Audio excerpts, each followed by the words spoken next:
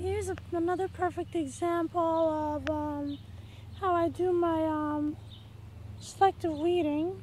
I showed you before this lamb's quarters growing in the midst of my potatoes. And this here is a dandelion, which I have allowed to grow in the potato bed. It's not really taking anything away from the potatoes. In fact, apparently dandelions, they capture nutrients that have been lost below the surface of the soil, beyond where other plants can reach, and they, you know, when the leaves die in the winter, the nutrients get returned back to the soil because, of course, dandelions are perennials, or they're actually, I think, biennials. I'm not really sure if they're perennial or biennial. But anyway, right now what I'm keeping it for is because I noticed that some of these leaves have been bitten, nibbled off by presumably groundhogs, which if they're eating that and not eating my potatoes or my collard greens or my squash or whatever, then I'll leave that so that the groundhogs can be happy and they leave my good stuff alone. Potato bed again. There's some hedge bindweed, which, as you can see, I'm pulling this. I don't want this. It wraps itself around the plants. Sometimes it chokes them literally to death. If you just pull them by the roots, then they will die. I mean, look at that root. There's probably a bigger and fatter and longer root below the surface of the soil, which continues to, anytime you break the root, it just basically sprouts another top. So anyway, that's what happens. So, but if you just keep popping the top off and popping the top off, eventually it will just kill the plant. So that's the strategy that I try to use. Anyway, I wanted to show you the pretty little flower that it makes. It's just like so this is a flower that it makes. It's a morning glory type. I mean, it is basically a morning glory. The family is Ipomea, which is the same as morning glories. But it makes this pretty little white flower. It's not really fragrant. Anyway, but man, this hedge bindweed is just everywhere. I mean, it's coming out of this spot here. It's making this big old long vine, which it's growing all over this hedgerow. Anyway, I don't like it. I usually try and pull as much of it as possible. This is a little baby pokeweed plant. It's already got a nice little taproot. If you let it go probably beyond the first year, well, let's say after the second year. Actually, by the second year, this taproot will have become so well entrenched and established that it's going to become hard to get rid of it.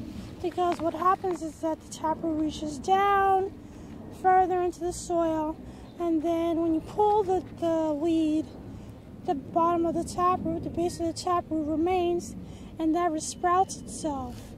So as much as you can, try to get the pokeweed as soon as you see them the first year. Don't allow them to grow, because it's a terrible weed. It makes such a deep taproot that you may never get rid of it once it's established. This pokeweed mature. As you can see, it's got some flowers and some maturing berries. These berries turn a dark purple, black, almost. And I don't know if you can see how tall this thing is. It's probably taller than me. It's a tree. It gets tall, it gets a very deep taproot, and very hard to eradicate. Although it does attract, it attracts a lot of exotic birds. Last year, I don't know how many unusual birds I saw that I had never seen before and I've never seen again. Usually they're attracted by the mulberry trees in the neighborhood, but when the mulberry trees aren't fruiting, they come after the pokeberries. So I don't know. It's a toss-up. If you can afford the space and you don't really care, then keep the pokeberries for their bird attractiveness. Otherwise, if it's in your garden, I would say pull it, for sure. Red clover. You might recognize it. It makes a beautiful flower. Bees love it. And it's also a legume, which means that it fixes nitrogen into the soil, which is the thing that you want for the most part. Nitrogen is very important in making leaves green, photosynthesis, all that good stuff. Clover is also a wonderful bee plant.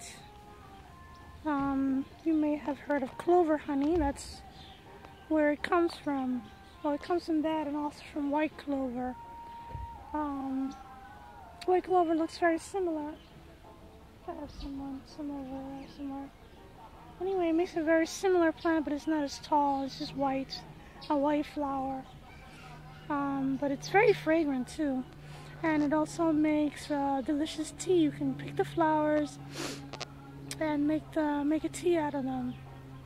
I found the flower of the Asiatic dayflower. Isn't it pretty? I'm gonna pick it. When I was a kid, like I said before, there used to be in Panama, when you would pull back these sepals, I guess, there would be mucilage. It looked just like egg whites, and it was fun to play with, and we would enjoy it. Many hours of fun. Anyway, here's purslane. It makes a lot of seeds, There's a little flower, very tiny, and it makes a bunch of seeds. Here's all of this stuff. It's all over this, the edge of this gardener's plot. Well, this is my neighbor, so of course, over here, I'm probably going to be having purslane issues, but anyway, that is a plant that I would pull if it was me. It's an edible plant also, but I don't really like it that much. You know, after I made these videos, I realized there's a lot of stuff I don't like that's supposed to be wild edibles. Anyway, so I think I'm going to be making more of these because there are so many weeds that have to be discussed.